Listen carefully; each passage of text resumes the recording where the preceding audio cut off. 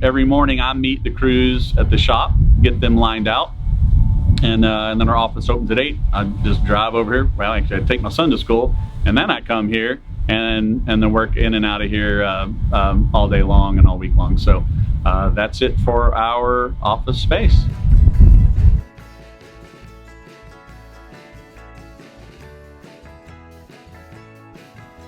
Welcome back. We are at Wellspring Landscape Services Field Shop, and we're gonna throw this door open and take a look inside. Kirk? All right, let's do it.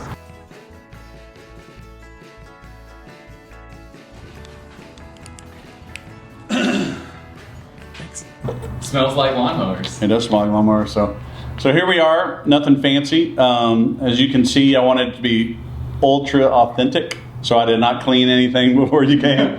I was thinking about that this morning. I probably should have. So this is pretty cool. We run 7 crews right now. We're really bumping up against 8. Like there's several days a week we could run 8 crews right now, and we are able to operate this out of a very, very small space. So we have roughly 1,000 square feet right here, and we run all of our crews. We normally, so this is Saturday. We've had rain this week, so we're working today, or else this would be just absolutely full of mowers and so unfortunately I don't get to show you, well, at least not here anyways, all the different mowers we use, the different kind of mowers, but normally this would be completely full of equipment. And then so the way it works, we have a couple of box trucks. The box trucks, all their equipment stays on the trucks and it's locked up, and so we don't have to move equipment on and off. All the rest are trucks and trailers, and that have to be loaded and unloaded, at the beginning of the day and the end of the day. So we're making, for our maintenance, we're moving more to box trucks for that reason. It saves a lot of labor costs, so we're not having to spend 20 minutes in the morning and 20 minutes in the evening moving equipment back and forth from the shop. It's also more secure. They're really hard to break into because we back them up against each other. You can't get the ramps down, so they're more secure. Really hard to break into. And then also with weather and things like that, they're out of the elements all the time. So if we're out working and it rains, we don't have to worry about water getting into our handheld equipment and causing problems with the carburetors and things like that. So and then the guys stop for gas or to eat lunch, then they lock everything up.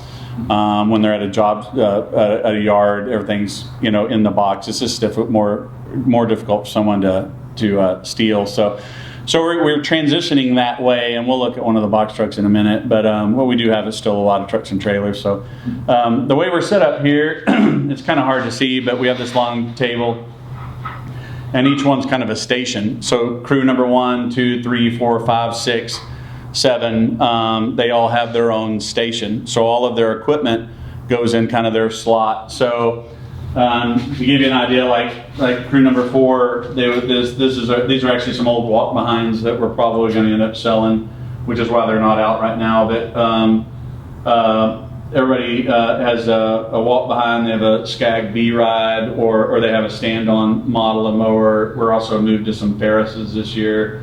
The 21-inch mowers, and then their handhelds would go up here. So although the line trimmers, kind of pruners, blowers, and all that kind of go here. So everybody has their own station.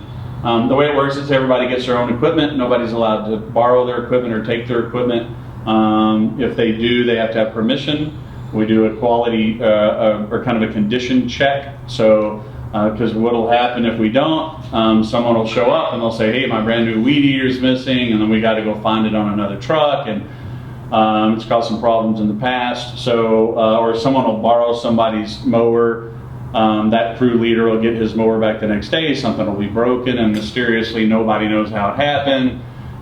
So we try to pointing all around. Oh, I know, man. I tell you what. Hey, how'd the back of the truck get smashed? Oh, I don't know. Anyway, so we try to keep pretty strict control on the mowers, but also kind of the team environment where, hey, this is the property of the company. It's going to be used for the good of the company and the good of our clients. So we have that kind of check-in, check-out policy to alleviate any kind of potential problems. So.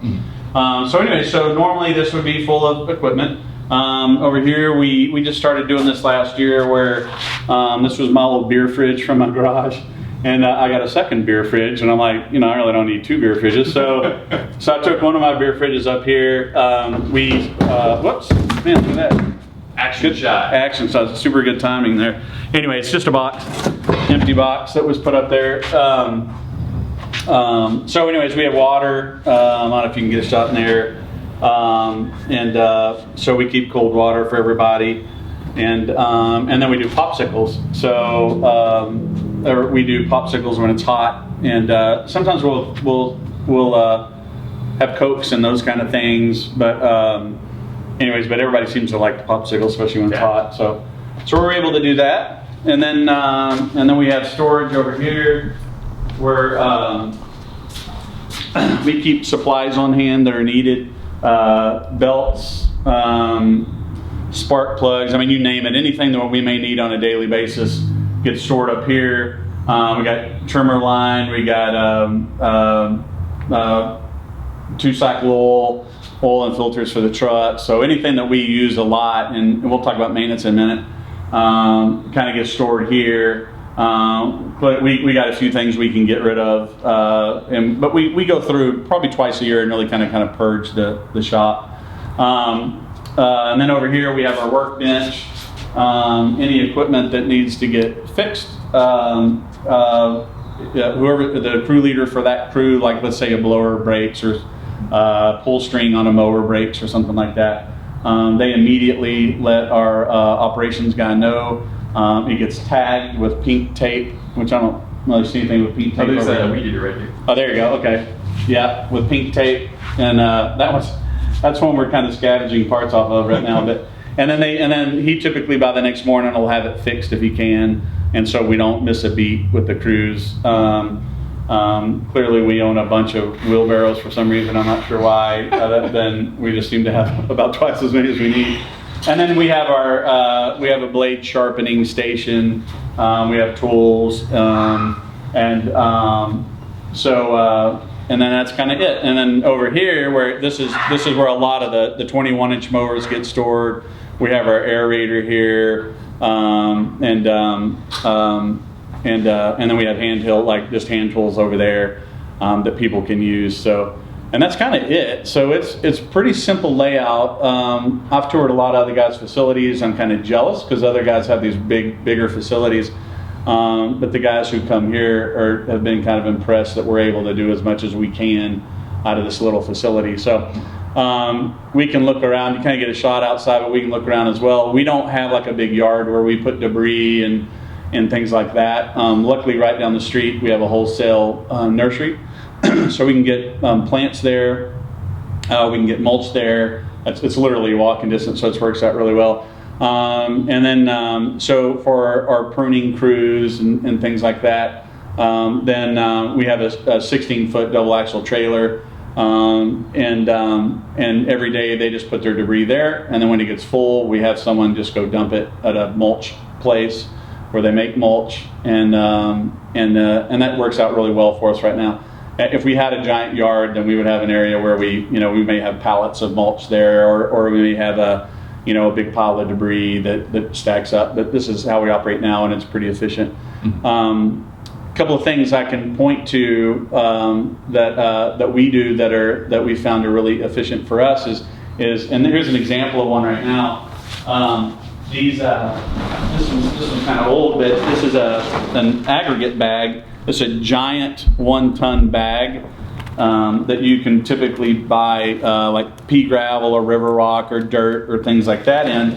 And what works out really well for us, and what's really cool about these too, is we do work for Thirsty Planet, which is a local brewery. That if you Thirsty Goat's like their big beer, that's their biggest beer. But anyway, we work for them, and they had all these big grain bags from the brewery operations.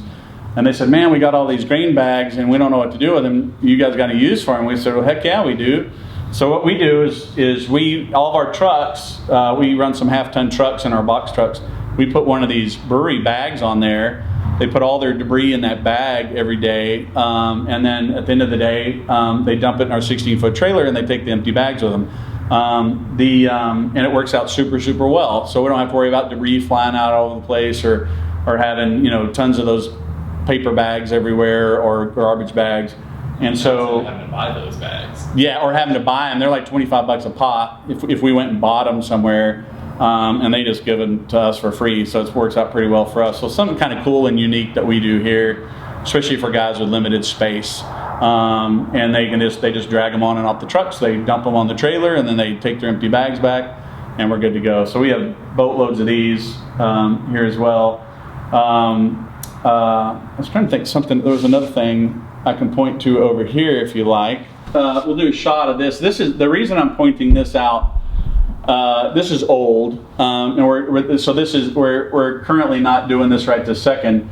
But this is a pretty interesting thing, and I get asked about this a lot. And I was actually going to do a video myself for the Service Autopilot people and Academy members. Is a lot of people complain that they get a lot of accidents or broken things, and it's like, how do you keep your guys from doing that? So this is something that we implemented. We're basically at the beginning of the year, I said we're going to do a $5,000 bonus, and at the end of the year we're going to split that $5,000 equally between all the crew members. However, anything that gets broken unnecessarily, the cost of is going to come out of that $5,000. And the reason I did this was I really want to show to them, to our crew members, how quickly these costs add up. And these are monetary costs. That doesn't even include the time costs with the time on the phone with the clients, potentially lost clients, and what that looks like. Got our office staff has to deal with it, and then they have to call our operations guy and talk to him, and then they got to call the crew leader, and then they got to talk to the crew members, and we got to figure out like how this happened and what happened. I mean, it's just really a lot of resources that go into things that get broken. So we had a year a few years back where it was just epidemic. It was ridiculous. It could be anything from leaving a shovel at someone's yard to they didn't tie down a mower on a trailer and they broke the muffler off, and or they ran over a giant rock and it tore up the bottom of the mower. I mean, it could be anything. So what I did was I just put this up here, and it was a daily representation of this is the cost of the company of needless costs. So started at $5,000. Some of these were like if we had to go back and redo a property because it wasn't done right, I put that cost on there. We had to go back and redo pruning, replace plants that someone mowed over, cut down with a weed eater, broken irrigation. Here's a car window that got broken. Something got thrown from the weed eater or the mower. Someone cut someone's landscape light. Someone cut someone's HVAC line, which is always pleasant to get that call. And so these just started adding up. And what happened is we got to about October, November. And and this is something every morning I would point at and go, hey guys, this is where we're at. And but in November, I had a guy rear end a truck like that was in front of him, and it blew this out of the water, so it went to zero. That guy got fired. But what was really, so there was no bonus paid that year. But what was really interesting is it really got the guy's attention, and what we found was now the crew leaders were holding each other accountable. They were holding the crew members accountable, and this really, really worked on this visual daily reminder of this is what when you're acting like an idiot, this is what it costs the company, and oh, by the way, now it's coming out of your pocket. So that's just kind of a cool thing, and I'm going to do, like I said, I'm going to do a video myself on that, and kind of back at the office where it's nice and clean, and I can kind of walk through how we did this and the results of it, which the results are outstanding. So anyways, so that's it. That's the tour of the shop.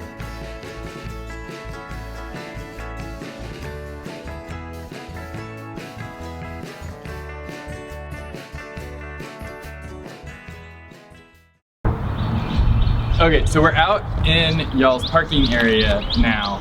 So if you will just walk me through what a morning looks like for Wellspring. Okay, awesome, yeah.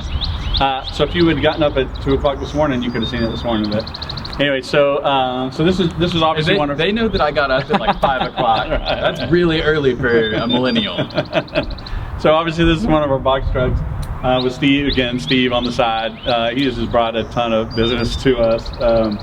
Anyway, so what this is we're in kind of a small industrial complex here, and there's other lawn care companies in here. There's a tile company. There's some people have boat storage, plumbers, HVAC guys. So we all kind of share this parking lot.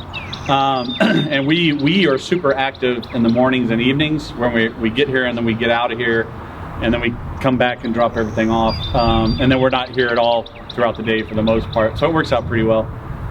We have slots of parking here.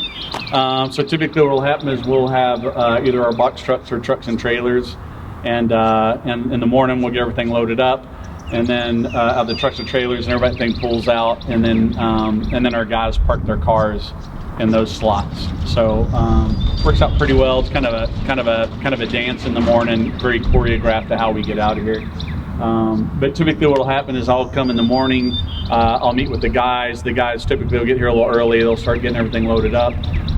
We will do on an average day, we spend maybe anywhere from 5 to 10 minutes going in over anything special with the schedule, special announcements. We will do a safety meeting once a week. And anything we need to talk about, we'll talk about. Any last minute schedule changes, crew changes. Then we go those real fast, and then we just get everybody out of here. The goal is to get them out of here super fast into their first property super fast. So it's all about efficiency. Ideally, from when they arrive and are on the clock to out the gate, what is that time window? It depends on how far away the property is. We can be, if I show up at 7, do a real quick talk, they can be at their first lawn by 7:25, 7:30. If it's super close to the shop. I would say that's on the really fast side. We do properties that might be 30 miles from here.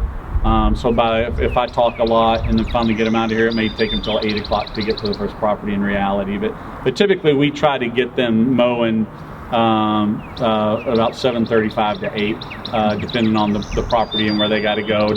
Our landscape guys got to pick up supplies and things like that. But we want to get them at that first property super fast. So so it kind of just depends on a couple things, but it's all about the efficiency. So one thing is we don't allow them to fill up with fuel in the morning. They can do it at lunch. We used to say you got to do it at the end of the day. No paid breakfast. Yeah, no paid. Yeah. So what I noticed is they would all immediately leave here and go to 7-Eleven, right? And one guy would put fuel up while the other guys go in, and then they would come out with their food and breakfast and stuff, and then the crew leader would go park, and then they would all sit in the truck while the crew leader went in and did his thing, and they would spend like 30 minutes a morning. And how many guys do you have in a crew? Typically 2. If it's a bigger crew, we'll do 3. But everyone in the whole dang company was doing that, and so I went over there and just watched them. I sat in the adjacent parking lot and watched them. And I figured we were spending in lost productive time $800 a week of them going to 7-Eleven.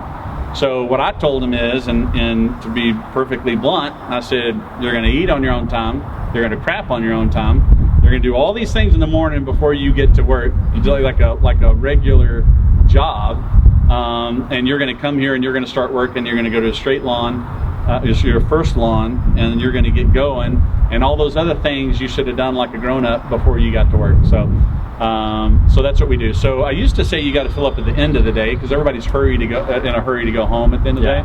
But what I found was they typically go to gas stations at lunch to either heat up their lunches or get a drink or something at lunch anyways. So now our policy is you can get gas at lunch. Because you're already at a gas station anyways, you might as well fuel up, whether gas or diesel or whatever, and fuel up.